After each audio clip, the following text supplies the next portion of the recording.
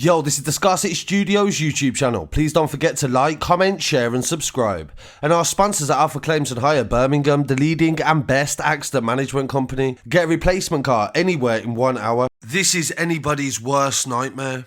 Somebody watching you when you think that you're alone and safe.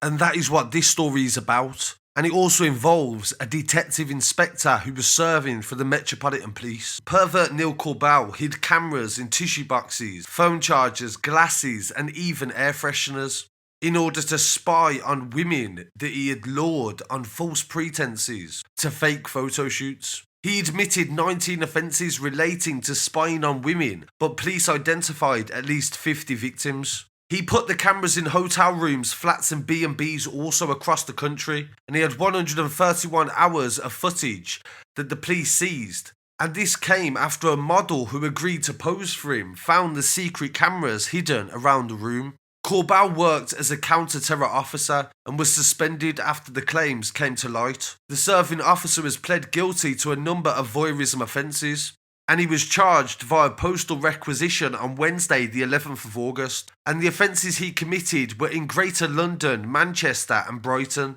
and they were dated from 2017 up until February 2020. So for at least 3 years this detective inspector was able to record women without their permission. He appeared at Westminster Magistrates Court on the 13th of September and pled guilty to all of the counts and would appear again on the 4th of October. This follows an investigation by the Met East Command Unit, and Detective Inspector Marcus Bennett, who led the investigation, said these are grave and troubling offences, and he's from the Hertfordshire area, and the judge says he could get a potential jail sentence. The investigation was complex, they said, and I know that the team have been investigating him for a long time, and it's vital that the public feel that they can trust the police and also feel safe when they're out and about. The victims in this case showed incredible strength throughout the investigation, and the police commended them and said their patience was inspiring. The detective goes on to say that he's disappointed by the actions of a fellow officer, and he said that he does not represent the high values that we expect of the force. DI Corbel was suspended from duty, and the proceedings to get him sacked are currently underway. And in a strange coincidence, this problem was actually highlighted recently by Marcus Hutchins, who is a hacker who saved the internet as well. The first thing you're going to want to look for is devices that are conveniently placed where a creeper would want to look. Take this fire alarm for instance, it's placed right above the bed. Now one way to see if a device is a camera is to shine a bright light at it. If you hit a camera lens, it's going to give a bluish reflection. Now you can test this by shining a light at your phone and seeing how the camera looks when placed under a flashlight. Now this clock is mirrored, but if we shine a bright light at it, we can see through the glass and see there's a camera there. Now this technique can also work on two-way mirrors. So the camera is USB powered and the wall charger it's plugged into is actually also a camera.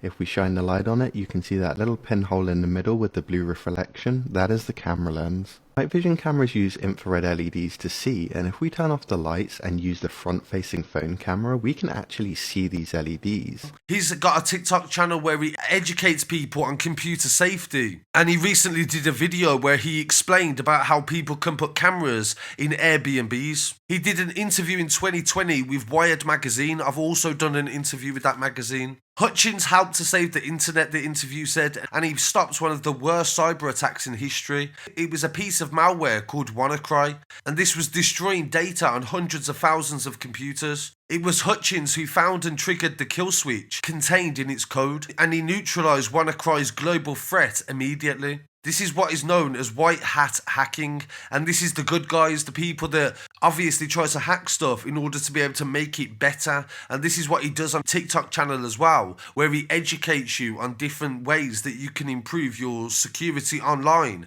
and day to day as well, as we live around technology more and more every day. And strangely, this isn't even the first Metropolitan Police officer this year that I've actually covered on the channel for being a pervert.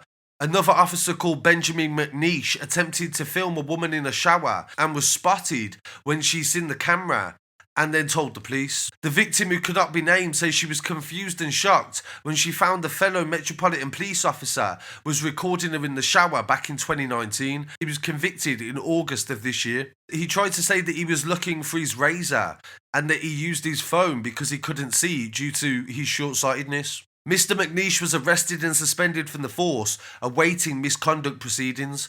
In June, he was convicted of 1 count of voyeurism and handed a 20-week prison sentence that was suspended. He was also put on the sex offenders register for 7 years and must complete a sex offenders program, rehabilitation, and pay £750 compensation. And in an article that I also referenced on the website, hundreds of police officers have actually never been prosecuted for sex attacks, the independent newspaper revealed after an investigation. Figures obtained via the Freedom of Information request showed that 18 members of the Metropolitan Police were accused of sexual assault, but there was no action taken against them. From 2012 to 2018, a total of 562 officers were accused of sexual assault and 43 faced subsequent proceedings, and 249 of them accusations were made by fellow staff in the station. So I thought this was a really interesting story that people need to be aware of at the end of the day, and I highly recommend you go and follow Marcus Hutchins on his TikTok as well at Malware Tech, and he will definitely get you up to date